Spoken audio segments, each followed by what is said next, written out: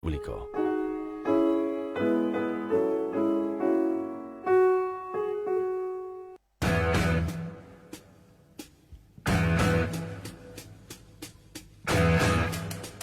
Sobre el mesón yace un cuerpo. No importa si es grande, pequeño, vivo o muerto. Si tiene sangre, si son solo células o moléculas. Al final solo es materia expuesta. Un nuevo programa producido por la Facultad de Ciencias y su Escuela de Graduados, donde la entretención, noticias, comentarios y agenda del quehacer científico actual va con una mirada desde el sur hacia el mundo. Materia expuesta en Radio Watch.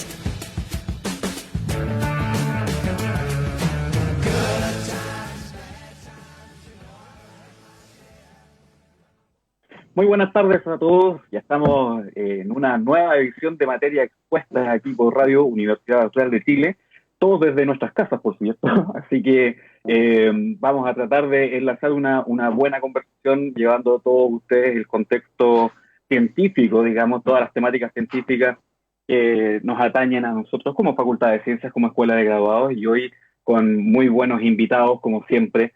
También acompañado de Andrea, Lourdes, ¿cómo están ustedes? Hola Felipe, buenos días. Bien, buenas tardes, perdón ya. Bien aquí. Sí, yo estoy en la universidad, pero aquí en una sala sola para poder conversar tranquila, sin mascarilla. Buenas tardes, ¿cómo están? Yo estoy contenta de estar de vuelta, segundo programa de este segundo ciclo, con invitados de lujo, así que bien, lista. Andrea, tú estás en laboratorio COVID, ¿cierto? ¿En algún momento hablaremos de eso? Por ejemplo, mañana, en tu charla, mañana es, ¿o no? ¿Tu charla con Explora? El miércoles. Charla con Explora. Sí, ahí ya. Para explicar. ¿A qué hora dan del aviso? Es a las 6. Es a las 6, sí. Mañana, el miércoles a las 6 de la tarde, por el link de Explora. ¿Eso es en Facebook? Para todas las personas que... Para todas las personas que quieren conocer un poco más de cómo funciona el laboratorio que hace los diagnósticos de coronavirus aquí en Valdivia, en la Universidad Austral, Andrea va a estar en una sesión de Explora en su Facebook, así que pueden buscar Pat Explora Los Ríos, y allí a eso de las 6 de la tarde, el día miércoles, va a estar Andrea comentando y conversando, contando básicamente cuál es su tarea, cómo funciona, y ciertamente recordándoles a todos las medidas de seguridad. Entramos de lleno en la temática. Hoy día nos vamos a dirigir hacia los mares, las costas, la biodiversidad marina, y ciertamente hay varias cosas de contexto, y Andrea, te dejo a ti para que nos presentes a estos invitados de lujo que tenemos el día de hoy. Sí, buenas tardes, tenemos 2 invitados muy interesantes hoy para conversar de nuestros mares, qué pasa en la costa chilena, qué es lo que tenemos. Y tenemos entonces a Nelson Valdivia. Hola Nelson, él es académico del Instituto de Ciencias Marinas y Limnológicas y director del doctorado en Biología Marina. Hola Andrea, gracias. Y tenemos también a Maris Boisjoli, que es investigadora ¿está bien? ¿Lo pronuncié bien? Investigadora del Instituto de Conservación, Biodiversidad y Territorio de acá de la Universidad Austral. Hola a todas, todos. Gracias, Maris, por aceptar la invitación. Entonces, hoy, como bien decía Felipe, Lourdes, tenemos estos 2 interesantes invitados y queremos hablar de nuestras costas. Y como les contábamos la semana pasada, estamos poniéndole nombre a los programas, y este programa se llama ¿Qué le hace el pescado al agua? Un poco de salmonicultura, biodiversidad y conservación. Autoridad de Felipe, hay que decirlo. Soy de las personas que siempre se me quedan los dichos al revés, entonces no fue tan difícil imaginarlo. Pero justamente hemos estado haciendo unas revisiones, y la verdad es que pasó algo súper entretenido. Se los comento a las personas que en este momento están conectadas a través del Facebook, de la radio, de la Facultad de Ciencias y de posgrado de Ciencias, que estábamos intentando buscar dentro de los archivos alguna noticia o algo que nos dé una razón de contexto para conversar con ustedes, porque la verdad, y siendo muy honesto, desgracias en los mares hemos tenido muchas, entre los antibióticos, la salmonela, que se escapan los salmones de la jaula. Y bueno, estábamos en esa conversación cuando fue el viernes o sábado, justamente un pontón salmonero cayó con un montón de kilos de alimento, de salmones y de petróleo. Entonces, justamente nos vamos a agarrar de eso como para hacer una especie de diagnóstico justamente de cómo estamos, qué es lo que tenemos que ver, cómo es que tenemos que conversar. Andrea, te dejo por las preguntas hacia los invitados.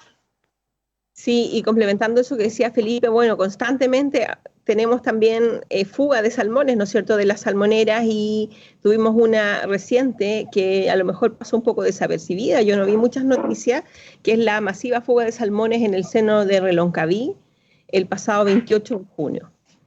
Entonces, la primera pregunta que les queríamos hacer a Nelson principalmente es el impacto que tienen estos eventos sobre la biodiversidad marina, y a lo mejor nos puedes contar un poquito primero cuáles son los ecosistemas marinos, cómo se definen y cuál es la diversidad que tenemos, para poder después profundizar en cuáles son los impactos negativos de estas fugas. Ya, sí. Gracias, Andrea. Bueno, aprovecho a saludar también a Lourdes, a Luis Felipe y a Mavis. Muy entretenido estar acá, y ojalá podamos hacer algo también entretenido para las demás personas que están escuchando. A ver, quizás parto al revés por la pregunta mejor, ¿no? Hablar un poco sobre la diversidad a nivel chileno, los tipos de ecosistemas que uno puede encontrar, y después hablar un poco de los impactos, que es algo más específico, y, bueno, y general al mismo tiempo en realidad. Y bueno, mira, el Ministerio de Medio Ambiente identifica actualmente, si no me equivoco, 96 tipos de ecosistemas a lo largo de las costas chilenas. Entonces eso incluye ecosistemas ya sea en los sistemas insulares, como el archipiélago Juan Fernández, por ejemplo, Rapa Nui, las Islas Desventuradas, ecosistemas en aguas profundas, por ejemplo, montes submarinos, ese otro tipo de ecosistemas. Quizás lo que estamos más acostumbrados a ver son las costas rocosas, que dependiendo de la región, cosas de pandemia. Cosas de pandemia, está bien. Claro. Bueno, dependiendo de la latitud, las costas rocosas pueden ser más o menos importantes. La zona central de Chile, por ejemplo, es un tipo de ecosistema bien marcado de costas duras, costas rocosas, donde ahí tienes especies de macroalgas que son importantes, donde se forman estos bosques submarinos, que son bien ahora ya son más conocidos, pero también tienes fondos blandos, que son más comunes acá en el sur de Chile, playas de arena, básicamente. Y dentro de eso también hay distintos tipos de playas de arena. Hay playas de arena que tienen la arena más gruesa, otras más delgaditas, más finas, pasando ya casi hasta ecosistemas sedimentarios. Y y por supuesto sistema de fiordos, ya sea Chiloé, la parte insular de Chiloé, es bien característico, la parte interior, digamos continental entre comillas de Chiloé, es otro mundo, y los fiordos ya más australes, que también son bien particulares. Entonces Chile en realidad es como un mosaico de ecosistemas, es bien diverso a esa escala. ¿Te fijas? Y en términos simples, Nelson, ¿cómo se define un ecosistema? ¿Cómo se definen esas distintas zonas? ¿Qué características tienen que tener en común? Ya. Bueno, mira, no sé cómo hizo el ministerio, pero hizo una revisión de literatura bien exhaustiva. De hecho, muchos trabajos de un colega de nosotros, de Eduardo Jaramillo, fueron ocupados ahí para generar esa clasificación.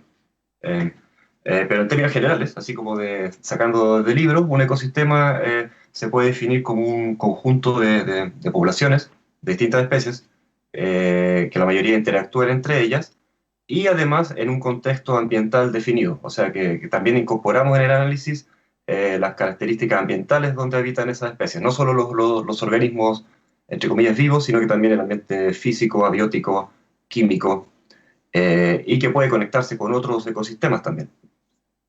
¿Fijas? Entonces, como que si uno va desde el individuo y después pasa a analizar poblaciones, comunidades, ecosistemas sería como un nivel en esta jerarquía un poquito más superior, que incorpora ya el ambiente físico de forma explícita, con números y cosas así.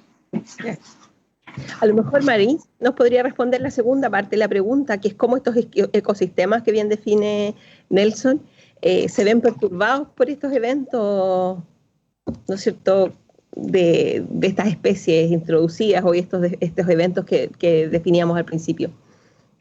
Bueno, primera cosa, voy a hablar de este pontón que se hundió y meter un poco la cifra en perspectiva. Entonces ahí se hundieron 20 toneladas de alimento. Eso corresponde a alimento para un centro de cultivo para 2 semanas. En Chile hay más de 3.000 centros de cultivo repartidos en toda la costa de Chile, desde Puerto Montt hasta el Cabo de Horno. Así que el portón, como tal, este tipo de evento no debería suceder, que obviamente sería interesante de saber lo que ocurrió. Sin embargo, si metemos la cosa en perspectiva, los centros de cultivo como tal son una fuente de contaminación que es mucho más importante, que es mucho más problemático que el puro pontón. El pontón es la punta del iceberg. Entonces ahora nosotros estaríamos interesados a ver qué pasa con la parte hundida del iceberg. Eso es el primer evento. El segundo evento, que es el tema de los escapes, que es otro tema que también es muy importante, voy a hacer un poco una descripción de qué son los salmones y cómo funcionan para que entiendan un poco cuáles son sus requerimientos en un ambiente natural.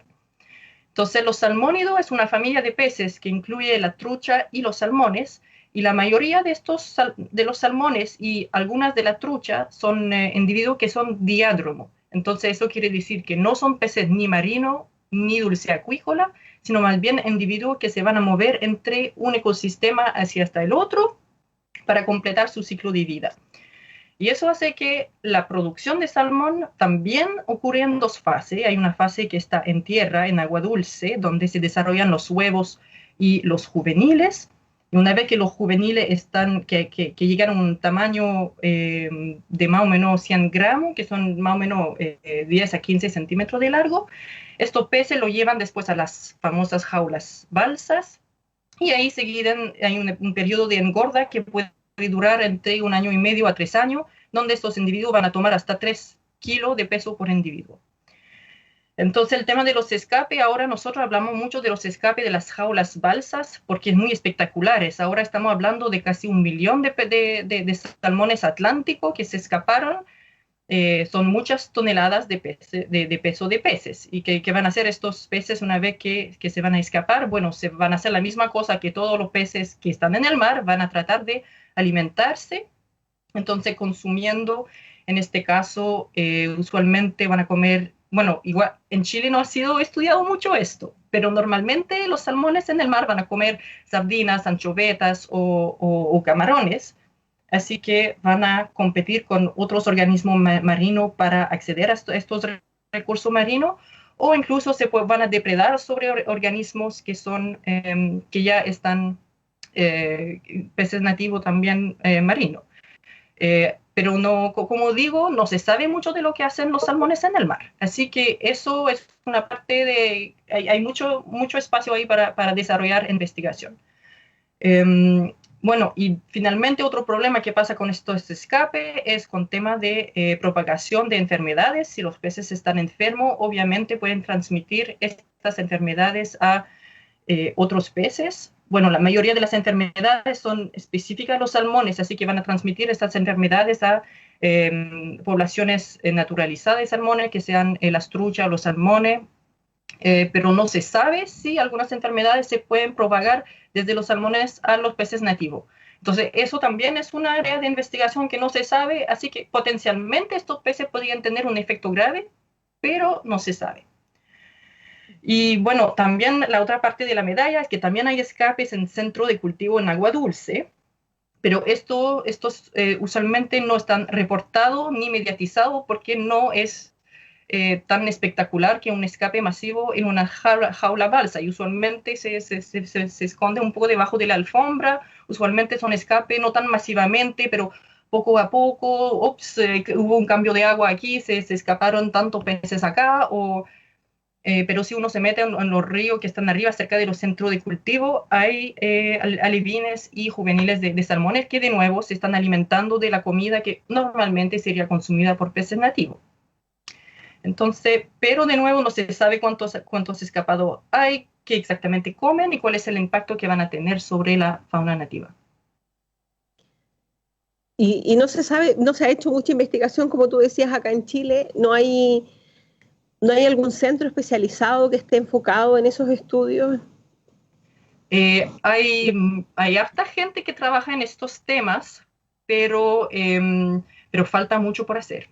Entonces, hay buena investigación que se hace en Concepción, en Puerto Montt, en Santiago también, aquí en la UACH también hay buenos trabajos que se hace, pero cada trabajo que se hace es un grano de arena en el mar y se enfoca en un tema en particular, en una región en particular, y todavía no hay una visión global de la problemática, de la amplitud de la problemática y de cómo abordar esto. Pero hay mucho trabajo por hacer.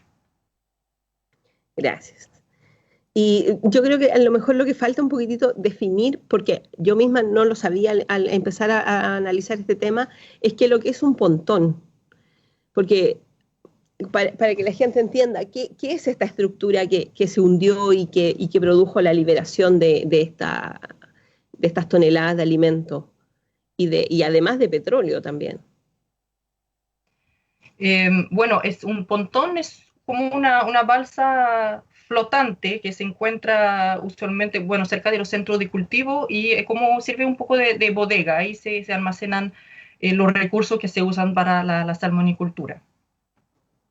Y están ahí flotando en el mar, o sea, no están, o están ancladas de alguna forma, pero están en el mar directamente. Yo no sé directamente, pero yo sospecho que están anclados con las jaulas balsa. Nunca he visto un pontón flotando solo, pero igual ahí te digo, yo no sé. Yo creo que, pero yo no sé. Sí.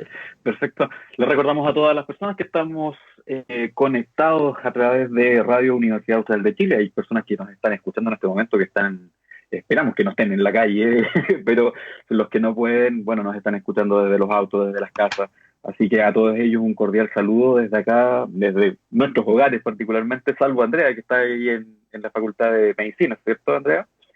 Y les recuerdo a todos que si quieren continuar siguiendo este programa, si quieren recorrer la grabación, también pueden hacerlo desde los Facebook, desde Radio UACH, allí en el buscador lo incorporan de esa forma, o Facultad de Ciencias UACH o Posgrado Ciencias UACH. Esas son las 3 redes sociales que en este momento retransmiten justamente este programa. Lourdes.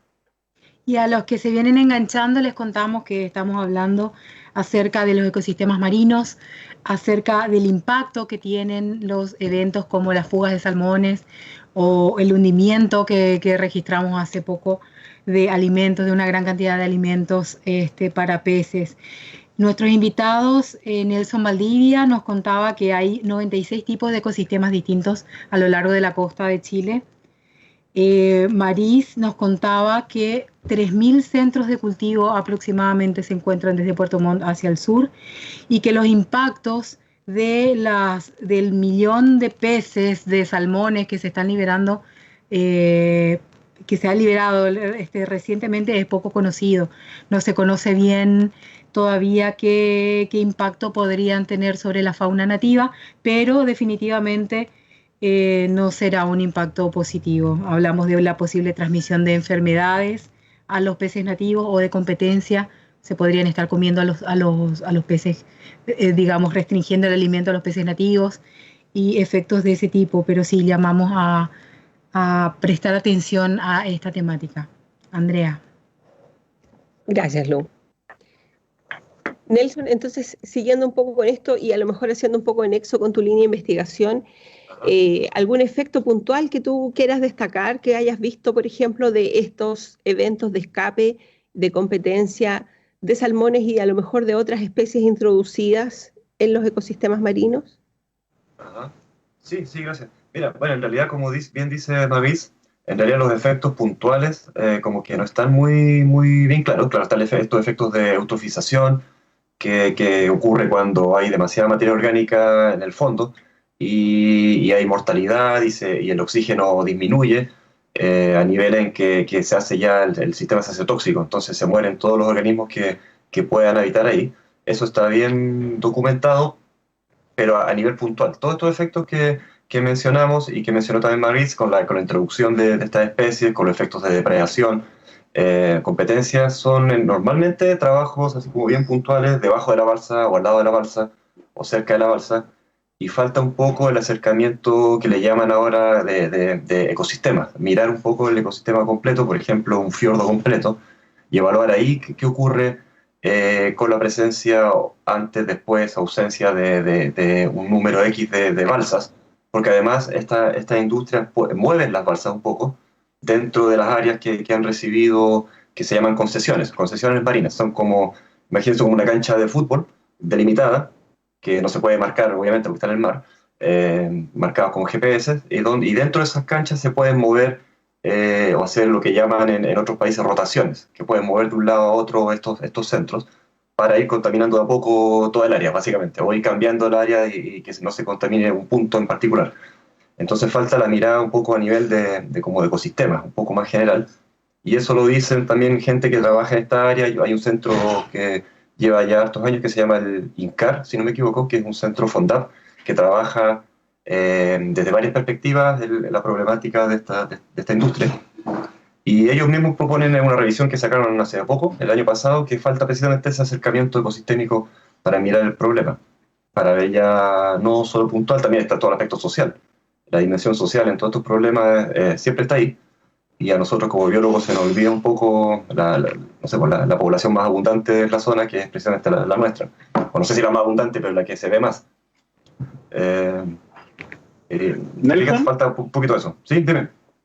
Nelson, quería aprovecharme de consultar algo muy específico, aprovechando que tú eres el director del doctorado en biología marina, que, dicho sea de paso, tiene sus postulaciones abiertas en este momento. Pero sí. Ya que tú mencionaste tantos, digamos, ecosistemas, ¿cómo lo hace justamente el doctorado para tener visiones y trabajos en cada uno de estos campos distintos, digamos? ¿Cómo ustedes se organizan a nivel de doctorado? Sí, claro. Bueno, eso pasa en todos los programas, yo creo, y depende de qué científica o científicos están trabajando ahí o hacen clase en el doctorado, que puede ser de cualquier lugar de la universidad o incluso de otro lugar. Entonces, en nuestro caso, la mayoría estamos enfocados como, digamos, en ecosistemas a latitudes templadas, frías, tirando a subantártico, y también Antártico. Es como digamos, las zonas que nosotros cubrimos con nuestras investigaciones, y eso alimenta al programa porque los estudiantes básicamente trabajan ahí en esos aspectos, sin perjuicio de que si se le ocurre otra idea se pueda conversar o ver qué se puede hacer con colaboraciones con otros colegas de otros lugares. Por ejemplo, no sé, en Coquimbo ahí tienen fuerte el trabajo en las islas, ¿te fijas? Entonces, en cambio nosotros tenemos como un fuerte más hacia el lado frío, subpolar y polar. ¿Qué tipo de trabajos hacen actualmente? ¿En qué estás tú? Bueno, hacemos de todo, yo creo, pero mira, y en mi caso, ecología de comunidades, en términos, pero enfocado en estas comunidades. ¿Te acuerdas que hablé de los ecosistemas rocosos, países de rocas? Ese es como mi laboratorio natural, entre comillas. Es bastante manejable, son organismos pequeños, con tasas de reproducción más o menos rápidas, si las comparas con organismos terrestres. Entonces tienes como un gradiente ambiental parecido a ir, no sé, pues de la cordillera al mar, como dice la canción, pero lo tienes aquí en unos par de metros solamente, o 5 metros. Entonces tenemos un laboratorio bien interesante y trabajamos actualmente en una pregunta que tiene que ver cómo podemos predecir el nivel de estabilidad de una comunidad frente a una perturbación como la que estábamos conversando recién, en términos más generales. Apunta un poco más a la teoría más que a la aplicación en realidad, lo que estamos haciendo en el laboratorio en particular. Entonces estamos viendo distintas dimensiones de la estabilidad. Uno puede pensar en estabilidad como la resistencia de un sistema a una perturbación externa, cuánto aguanta sin cambiar. Ahora, si ese sistema cambia porque la perturbación fue muy grande, uno puede preguntarse, bueno, ¿cuánto tiempo se demora en recuperarse, si es que se recupera? Entonces hablamos ahí de elasticidad o resiliencia, nivel de recuperación, etc. Todos esos aspectos los analizamos y tratamos de ver si midiendo uno podemos predecir otro aspecto y así ganar tiempo un poco desde el punto, si lo queremos usar después para la aplicación. Bueno, Perturbaciones. disculpa, eso sí no estaba en la pauta. Sí, verdad. Sí. No, perturbaciones en ese caso, Nelson, son, por ejemplo, cambios de temperatura. ¿En qué tipo de perturbaciones te enfocas? Claro. Sí, en este caso estamos enfocados en la pérdida de especies y particularmente especies que generan hábitats y por lo tanto nosotros esperamos que tengan un efecto grande, que normalmente son las que tienen abundancia más grande también y son, no sé, pues si hay un cambio, hay una ola de calor, por ejemplo, que están ocurriendo bien frecuentemente en verano y en otras costas también. Ahí uno puede ver las mortalidades que ocurren en estas zonas y precisamente y de hecho por eso se me ocurrió un poco la idea del proyecto. Entonces tenemos un cambio en una especie o poblaciones que son muy abundantes, que cambian el paisaje, que generan hábitats para otras especies, y por lo tanto nos preguntamos, bueno, cuál es la cascada de consecuencias que ocurre para el resto de la comunidad al perder esa especie. Entonces hacemos experimentos en distintas regiones, colaboramos con amigos de Valparaíso, nosotros acá en Valdivia, y también tenemos colegas allá en Punta Arenas. Entonces hacemos experimentos replicados en las 3 regiones para imitar estas extinciones de especies. No pelamos toda la roca, sino que usamos áreas pequeñitas, experimentales muy chiquititas, que permite replicarlo a una escala regional en este caso. Perfecto, gracias. Sí. Marís, y si volvemos un poco a la parte de los peces marinos que estábamos hablando, ¿tú nos puedes contar cuáles son las especies que tenemos nativas? Porque hay mucha pesca, ¿no es cierto?, asociada en lagos sobre todo, en que se confunde un poco cuáles son las especies nativas con cuáles son las introducidas, porque hay especies que se han naturalizado de alguna forma.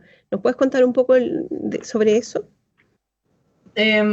Bueno, las especies que son introducidas van a variar un poco con respecto a dónde uno se encuentra en Chile. Yo conozco más lo que pasa desde Valdivia aquí hasta Cabo de Horno. Bueno, aquí en Valdivia tenemos una especie invasora que es la carpa asiática, por ejemplo, o la gambusia también, pero de manera general, como el grupo de peces, lo más importante y con más impacto en toda la Patagonia, son los salmónidos.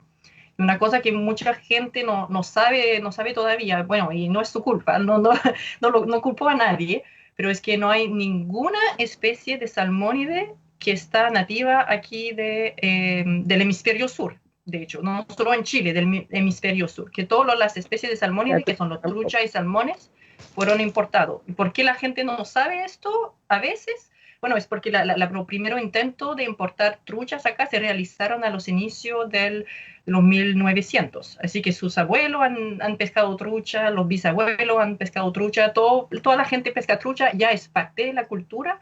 Así que hay gente que no sabe que no son de acá. Entonces, en términos de trucha, hay 3 especies que son acá naturalizadas, que quiere decir que son naturalizadas, que son especies que son introducidas y que hoy día son capaces de completar su ciclo de vida enteramente, de manera sola, sin ayuda, completar el ciclo de vida y reproducirse de manera natural en los recursos, en los ecosistemas chilenos. Así que hay 3 especies de trucha que pueden realizar la trucha marrón, la arcoíris y la trucha de arroyo, que no es tan frecuente como las 2 otras. Pero también hay salmones que están naturalizados. Actualmente en la acuicultura chilena, la salmonera, cultivan 3 especies de salmones. El coho, el coho, el atlántico y la trucha arcoíris. De estas 3 especies, 2 ya están naturalizadas, que es el coho y la arcoíris, y la tercera, el salmón atlántico, ha demostrado muy poca habilidad ahí para establecerse, a pesar de los millones de escapados a veces anualmente que se documentan. Y eso no solo ocurre en Chile, en otra parte del mundo también parece que, menos mal, que el salmón atlántico, una vez que se escapa de la jaula balsa, no es un muy buen, no se adapta muy bien a los ecosistemas silvestres. Pero ahí, bueno, hay otras especies, por ejemplo, también el salmón chinook y el salmón coho, que están naturalizados acá en Chile, fueron importados por la industria salmonera. Y eso ocurrió al final de los años 70 y adentro de los años 80. Entonces, en los años 70, antes de la era de las jaulas balsa, había otro tipo de cultivo de salmones que se realizaba, que se llama el salmon ranching, que consistía en importar cientos de miles de huevos desde el extranjero, desarrollar la larva y los alevines en centro de cultivo acá, deliberadamente los peces en el mar, de esperar algunos años que se engordan, que comen los recursos chilenos, después regresan a los ríos y ahí lo atrapamos y lo comercializamos. Pero lo que pasó al final, se abandonó este método de cultivar el salmón, pero se dejaron los peces en el mar. Y ahí, bueno, llegaron los salmones Chinook, que están desde por lo menos la Araucanía, así incluso hasta Argentina, que pasaron el Cabo de Horno. En todos los ríos principales de Chile se encuentran salmones Chinook. El coho todavía está incipiente, tal vez la invasión, se encuentra mucho coho en Magallanes. Aquí en la zona, no tanto, hay mucho coho cerca de los centros de cultivo, pero si no, no se encuentran, no son tan frecuentes como el Chinook. Así que, bueno, hablamos también de los impactos de los escapes. No se sabe si los escapes de salmón coho podrían potencialmente ser una ayuda y un empujón para el salmón coho de terminar su colonización en estas zonas. Pero estos salmones, bueno, como ya comenté, son todos los salmónidos, pueden potencialmente ser diádromos, entonces se mueven entre el mar y el agua dulce y van a tener impacto en muchos ámbitos distintos, y no se sabe hasta ahora, no hay estimado de cuántos salmones hay en el mar ahora, peces salmones silvestrados, no se sabe. Son 100.000, 1.000.000, 10.000.000, no hay estimado de esto. Así que, y tampoco, lo que está un poco triste con estas invasiones de peces es que previo a la invasión de los salmónidos no había mucha línea de base con respecto a la descripción de la biodiversidad y del funcionamiento de los ecosistemas previo a la introducción. Entonces, ahora están acá, van desapareciendo algunas especies, hay otras especies que no desaparecen, pero que están muy deprimidas. Por ejemplo, en el 2015 yo pasé 3 meses en Magallanes buscando peladilla en los ríos. Usualmente hubo un reporte de sernapesca en el 87. La peladilla fue la especie más prominente en el seno de Última Esperanza, que está cerca de Puerto Natales. Nosotros les dijimos, bueno, vamos a ir a pescar peladilla por allá. 3 meses pescando en todos los ríos que encontramos 6 peladillas. Pero ¿serán los salmones el causante? No se sabe, porque no hay línea de base antes, y no se sabe, no se sabe mucho. Así que se supone que estos salmónidos tienen impacto muy importante, pero muy difícil demostrarlo. Claro. Claro, y como decías tú, como no teníamos conocimiento previo de qué es lo que teníamos, probablemente no sabemos cuánto perdimos. Y no solamente a nivel de especies, sino que haciendo un poco el nexo con el programa pasado, en donde Pablo Sáenz nos hablaba de la diversidad, la biodiversidad genética que hay incluso dentro de una misma especie. Pues estábamos hablando en el caso de los humanos. Bueno, acá también a lo mejor probablemente se extinguieron muchas especies, pero además muchas de las que quedan pueden estar muy deprimidas en términos genéticos y estar mucho más susceptibles a efectos de extinciones frente a cambios ambientales como los que estudia Nelson.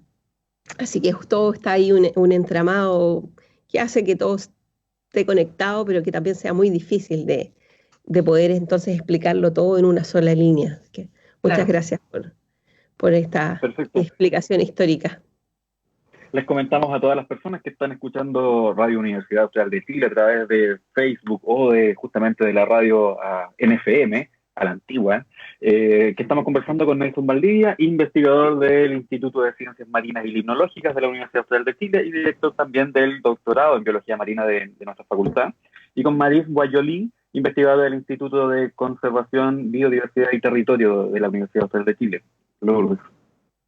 Sí, queremos recordarles también a nuestra audiencia que estamos conversando acerca de las invasiones biológicas en las aguas chilenas, sobre todo en los ambientes acuáticos. En este caso estamos hablando de, Marís nos contaba del terrible impacto de las prácticas de las salmoneras, sobre todo en sus inicios, que básicamente liberaban los peces al agua y después los capturaban cuando iban de vuelta para arriba a los ríos. Estamos hablando también de la falta de estudios que hay para al mismo tiempo determinar cuál es el efecto preciso de las salmoneras. Estamos hablando de que los salmones, a pesar de que están desde hace mucho tiempo acá, no son nativos de Sudamérica, son especies introducidas, no son parte de nuestra fauna. Y que hay muchas preguntas por abordar, muchas interrogantes todavía, y a propósito de esto, el doctorado en biología marina provee una oportunidad para poner manos sobre los datos y tratar de resolver algunas preguntas a este respecto. Perfecto, Andrea. Gracias. Sí, estamos entrando ya al último bloque del programa y queríamos preguntarles cuáles son los desafíos para la conservación de estos sistemas acuáticos y cuál es la contribución de la academia. ¿Cuál sería el llamado de ustedes para a lo mejor hacer un llamado a los tomadores de decisiones y a las mismas industrias, o en ustedes como científicos? Nelson. Sí, buena pregunta. Quizás podríamos pensar en las áreas protegidas, porque Chile tiene un porcentaje bastante alto de áreas, en términos marinos, así como territorio, pero maritorio, no sé si se puede decir maritorio. Existe una zona del mar, si uno lo mira desde arriba de un mapa, que se llama la zona exclusiva económica, y cada país tiene su zona exclusiva económica. Entonces Chile, de esa zona exclusiva, tiene como un 43% aproximadamente bajo alguna estructura de protección, ya sea como un parque marino o área marina protegida. O sea, 43% por lo menos en el papel, están protegidos en Chile, lo cual es bastante alto comparado con otros países. El desafío ahí, en realidad, es que, hay varios desafíos, pero uno que me parece que es importante es que esa condición de protección pase del papel a realmente que esté implementado, porque básicamente actualmente no hay como un fondo, por ejemplo, económico que aporte recursos para implementar la protección de esos sistemas. ¿Te fijas? No hay como algo que esté funcionando realmente y que realmente esté protegido en aras de la conservación y en algunos casos preservación a nivel ecosistémico. Entonces es un desafío grande de la implementación realmente, que pase del papel a la realidad, que se ve un poco resumido en lo que pasa con el proyecto de ley del Servicio de Áreas Protegidas, por ejemplo, y Biodiversidad de Chile, que ha dormido ahí en el Congreso por hartos años, y no sé cuánto tiempo seguirá durmiendo.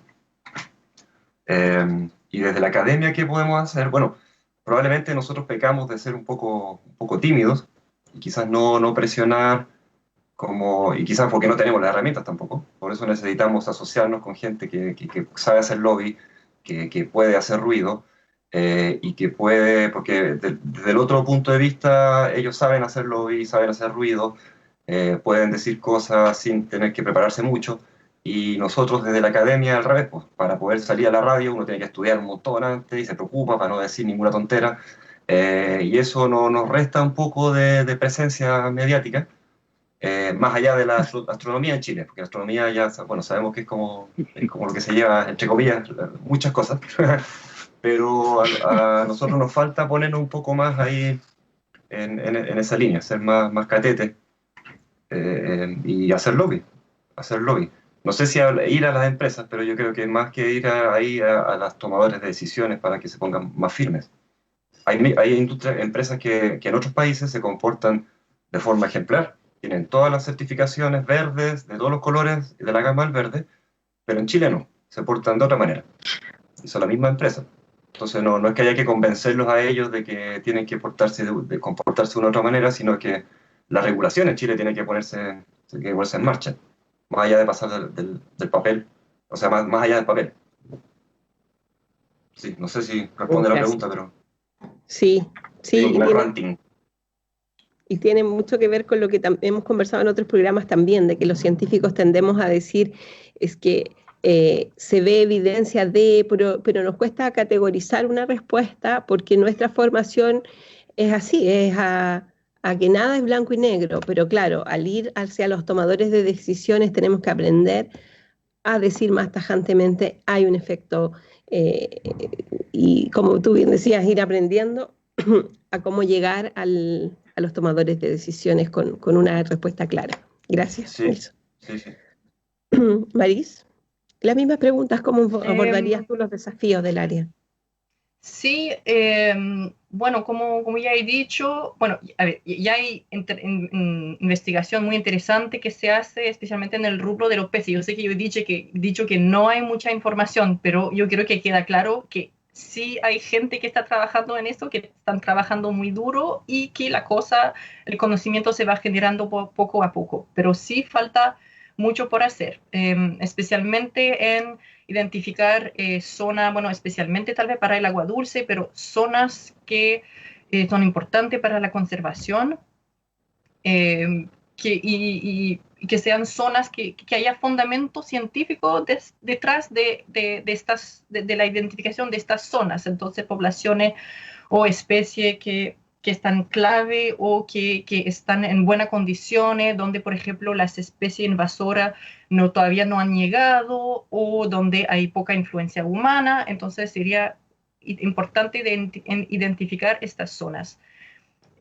También se podrían promover algunos proyectos en alguna parte de erradicación de salmónido, como por ejemplo está pasando ahora en el lago Chungará, donde hay una luz verde básicamente para gente que quiere ir a sacar trucha allá, porque las truchas son una amenaza para un pez nativo que son orestias. En castellano ahí no sé qué es, pero así que este tipo de proyecto ahora que está pasando por allá, bueno, se podría llevar también en el sur, en alguna zona que se podrían identificar como importante, y obviamente excluir salmonera de esta zona para evitar que unos desastres ahí tengan una influencia que influencian estos lugares. Eso es una cosa. La otra cosa que tiene que ver con la industria salmonera y que falta por hacer es de identificar la capacidad de carga para cada una de las concesiones que hay en este momento. Entonces, ¿en qué me refiero con la capacidad de carga? Bueno, cada centro de cultivo va a ser expuesto a condiciones oceanográficas diferentes, que va a hacer que la cantidad de salmones que puede sostener este centro de cultivo va a ser diferente. Eso tiene que ver con la corriente, la temperatura del agua, la profundidad, la batimetría. Hay un montón de factores que van a afectar, que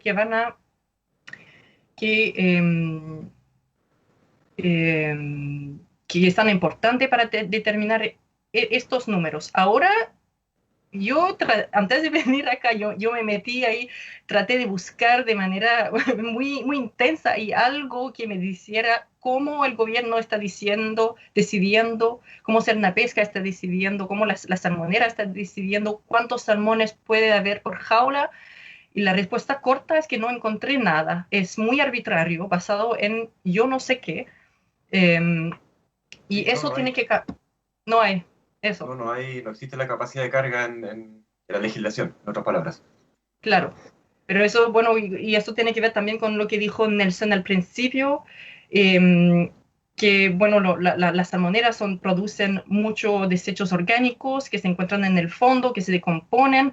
Bueno, ¿cuántos desechos orgánicos puede aguantar cada concesión? Eso se tiene que determinar para evitar problemas ambientales graves que podrían suceder a futuro con estas. Y ahora la otra cosa que está pasando es que, bueno, Cernapesca no está muy activo en fiscalización, entonces se supone que las empresas deben entregar unos informes para asegurarse que respetan las condiciones de oxigenación del sedimento debajo de las jaulas, pero esas son las empresas que están a cargo de escribir los informes y entregárselo a las autoridades.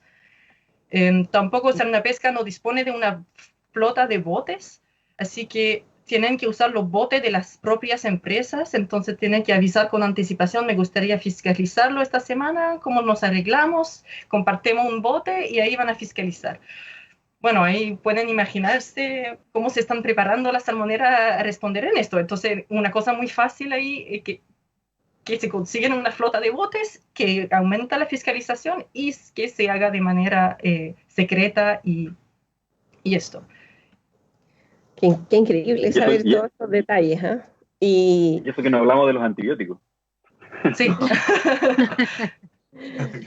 Claro, ya para una nueva versión de materia expuesta, comentarles a todos que estamos conversando ya en el ocaso de esta edición de materia expuesta con Nelson Valdivia y Maris Guayolí acerca de todos los impactos de la salmonicultura, de lo que es la biodiversidad. Rápidamente me gustaría que Nelson me dieras la invitación al doctorado en biología marina, ya que estamos en el proceso de admisión. Sí, claro, por supuesto, Felipe. Bueno, a todas y a todos que estén pensando en cursar estudios de doctorado en Chile, la invitación está abierta a que revisen la página de la Facultad de Ciencias o a través de la página de la Universidad Austral de Chile. Ahí pueden llegar rápidamente al link de la facultad y revisar nuestros programas, también revisar nuestro programa en particular de doctorado en biología marina.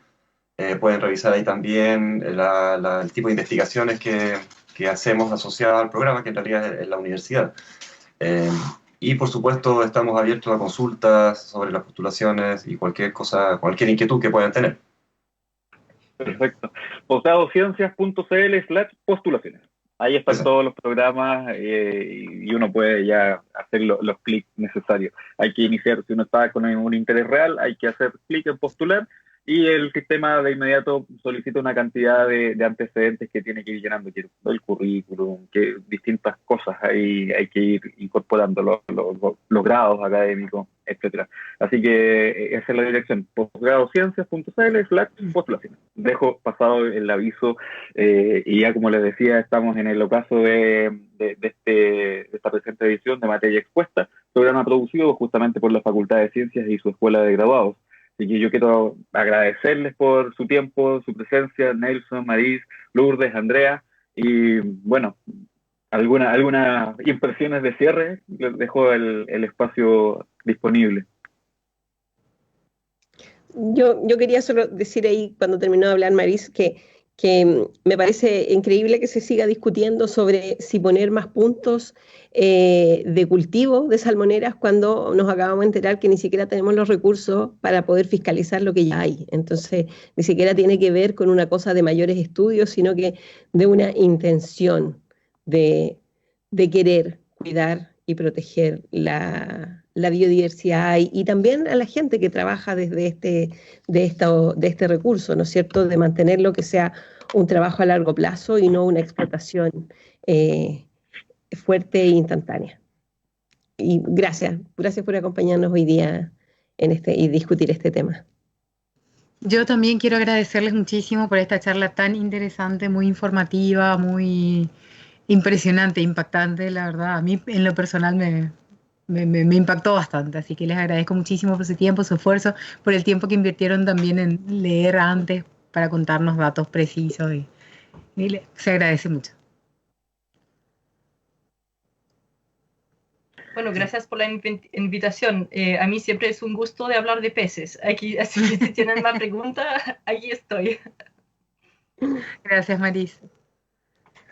Gracias. Muy bien, de esta forma finalizamos la presente edición de Materia Expuesta. Nos encontramos el próximo lunes a eso de las 1 de la tarde por Radio Universidad Austral de Chile. Nelson, Maris, muchas gracias. Nos reencontramos. Chao, chao. Hasta la próxima. Chao, chicos. Gracias. Chao. Chao. Todo se registró